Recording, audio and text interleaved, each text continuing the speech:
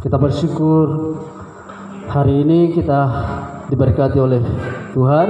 Mari kita buka Alkitab kita di dalam Kejadian 12 ayat 1 sampai 9. Kejadian 12 ayat 1 sampai 9. Kita belajar bersama-sama satu tokoh Alkitab yang luar biasa dipakai oleh Tuhan dalam hidupnya. Kejadian 12 ayat 1 sampai 9. Kita bergantian membacanya bersama-sama.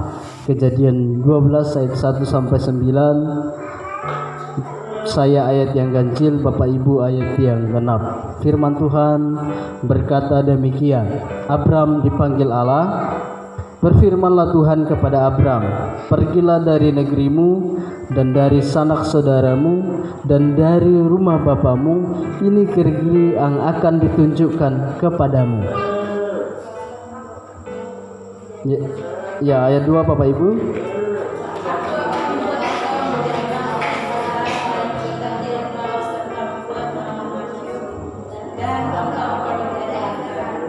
Aku akan memberkati orang-orang yang memberkati engkau dan mengutuk orang-orang yang mengutuk engkau, dan olehmu semua kaum di muka bumi akan mendapat berkat.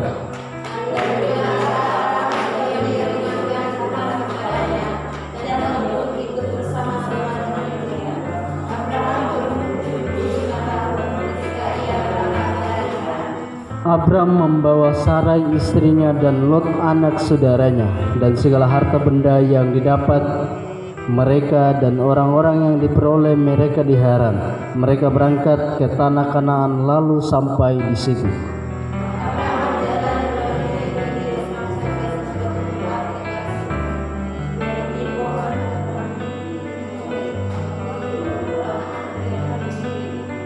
Ketika itu Tuhan menampakkan diri kepada Abram dan berfirman, Aku akan memberikan negeri ini kepada keturunanmu.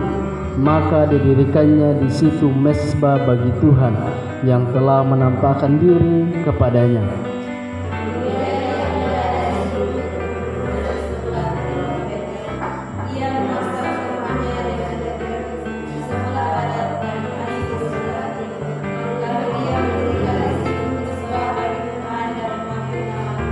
Sesudah itu Abram berangkat dan makin jauh ia berjalan ke tanah Negeb.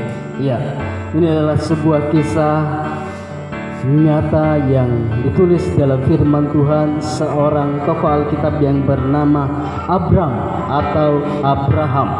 Ya, Abraham ini adalah anak dari Terah. Jadi Bapak Ibu dikasihi Tuhan, dari pembacaan firman Tuhan siang hari ini saya memberikan tema berjalan bersama berkat Tuhan. Amin. Berjalan bersama berkat Tuhan. Ya. Kita belajar dari 9 ayat ini bagaimana seorang Abraham yang meninggalkan keluarganya untuk pekerjaan Tuhan, untuk pelayanan, untuk pekerjaan yang mulia. Abraham lebih memilih meninggalkan saudaranya, ayahnya, anak keluarganya daripada ia melakukan pekerjaan Tuhan. Ini adalah sebuah tantangan Bapak Ibu dikasihi Tuhan, di mana kita dipanggil dari kegelapan menuju kepada terang, di mana kita dipanggil menjadi saksi Tuhan. Ya, ini adalah kehidupan Abraham Bapak Ibu dikasihi Tuhan. Dipanggil dari rumah bapaknya ke negeri yang ditentukan, yang ditujukan kepada Tuhan. Bahkan Abraham belum tahu Bapak Ibu kemana dia akan ditunjukkan. Dia belum mengerti. Tetapi apa yang dialami oleh Abraham Bapak Ibu dikasihi Tuhan, Abraham menaruh imannya kepada Tuhan. Ya, aku akan membuat engkau menjadi bangsa yang besar. Aku akan memberkati orang-orang yang memberkati engkau. Ayat yang keempat, lalu pergilah Abram seperti yang difirmankan Tuhan kepadanya. Ini adalah sebuah tantangan bagi kehidupan kita sebagai orang-orang yang percaya Bapak Ibu. Bagaimana kita menjadi anak-anak Tuhan di masa-masa yang seperti ini, meninggalkan kesibukan kita, meninggalkan pekerjaan kita, meninggalkan segala macam rutinitas kita untuk kita ibadah kepada Tuhan. Itu adalah sebuah tantangan Bapak Ibu. Tidak mudah meninggalkan hal itu. Bahkan masih banyak orang hari ini tidak mempercayai akan ibadah. Ya, aku ibadah pun paling berkatnya segini. Aku pun lah ibadah paling segini. Jadi Bapak Ibu dikasihi Tuhan, banyak orang tidak percaya kepada Tuhan walaupun mereka Kristen. Makanya saya berkata bahwa seberapapun kita yang dipanggil oleh Tuhan, mari kita belajar seperti yang Abraham lakukan. Dia setia taat melakukan perintah Tuhan. Amin. Dia mengajarkan kita untuk berjalan bersama Tuhan. Ya, seperti yang Pak Junanto tadi katakan bahwa saya percaya akan dibukakan jalan bagi Tuhan. Jadi Bapak Ibu dikasihi Tuhan, ini adalah sebuah realita kehidupan yang harus kita jalani, yaitu meninggalkan zona yang nyaman kita untuk belajar mengandalkan Tuhan. Bagaimana hari ini kita fokus kepada pekerjaan kita, bekerja, tetapi kita harus tinggalkan itu. Kita belajar, ayo kita gunakan 2 jam kepada Tuhan untuk kita datang kepada Tuhan. Dan terlebih tugas kita bukan hanya untuk membawa diri kita, bagaimana kita membawa keluarga kita, anak cucu kita, suami istri kita kepada Tuhan. Itu adalah salah satu tantangan yang harus kita alami Bapak Ibu dikasihi Tuhan. Kita diajak untuk belajar beriman kepada Tuhan. Ya. Jadi Bapak Ibu dikasihi Tuhan, beriman kepada Tuhan bukan hanya soal yang penting aku sudah jadi Kristen. Tidak Bapak Ibu dikasihi Tuhan. Banyak orang Kristen tidak percaya Tuhan. Bahkan banyak orang Kristen meninggalkan Tuhan. Karena apa? Karena dia tidak punya iman. Jadi Bapak Ibu dikasihi Tuhan, bagaimana kita mempunyai iman kepada Tuhan seperti yang dilakukan oleh Abraham. Dia meninggalkan sanak saudaranya, keluarganya ke tempat di mana Tuhan akan menunjukkan tempat itu. Bapak Ibu dikasihi Tuhan, itu adalah sebuah tantangan Bapak Ibu. Saya pun ketika Tuhan memanggil saya, rasanya berat Bapak Ibu. Waktu itu ketika masuk kuliah, ternyata seperti ini ya, mau jadi pendeta. Ternyata seperti ini Bapak Ibu dikasihi Tuhan. Bangun pagi-pagi jam 5, jam 4 itu sudah bangun, berdoa, ibadah setiap hari kayak gitu. Setiap hari Rabu kita puasa. Ya, namanya puasa itu tidak boleh makan dan minum. Ya, kita menahan lapar, menahan haus. Ternyata prosesnya seperti ini untuk menjadi seorang hamba Tuhan. Dan terlebih kita diajar bagaimana meninggalkan zona nyaman. Ya, kalau zona nyaman Bapak Ibu dikasihi Tuhan, ya waktu itu ketika saya belum dipanggil Tuhan, zona nyaman saya adalah bagaimana siang itu menjadi malam dan malam itu menjadi siang.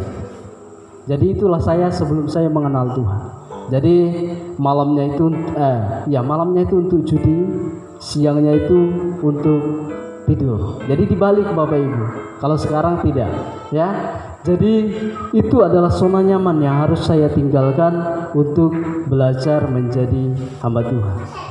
Jadi Bapak Ibu dikasihi Tuhan, mari kita belajar dari kehidupan Abraham ini, di mana dia harus meninggalkan keluarganya untuk melakukan pekerjaan Tuhan. Jadi hari Minggu kita fokuskan hidup kita, diri kita datang kepada Tuhan. Amin.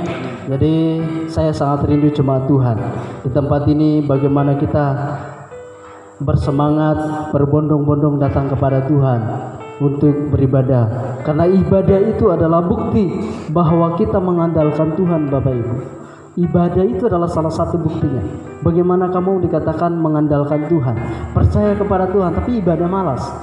Ya, itu adalah salah satu buktinya Bapak Ibu dikasihi Tuhan. Jadi saya mengatakan bahwa orang itu tidak mengandalkan Tuhan karena ibadah aja tidak ibadah. Jadi dia mengandalkan otak dan kekuatannya.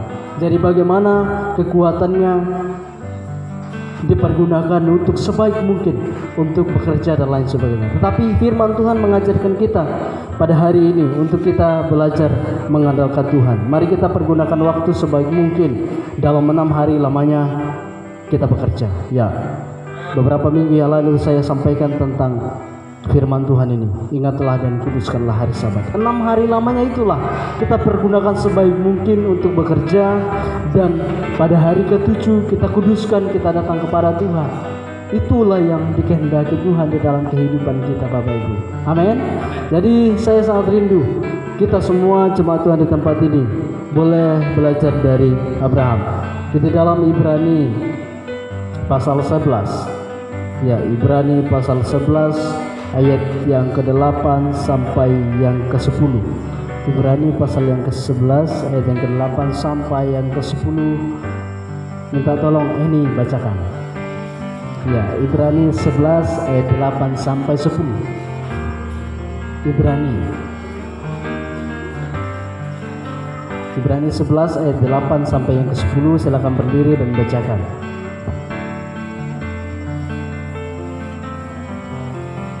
Ibrani 11 ayat 8 sampai yang ke-10.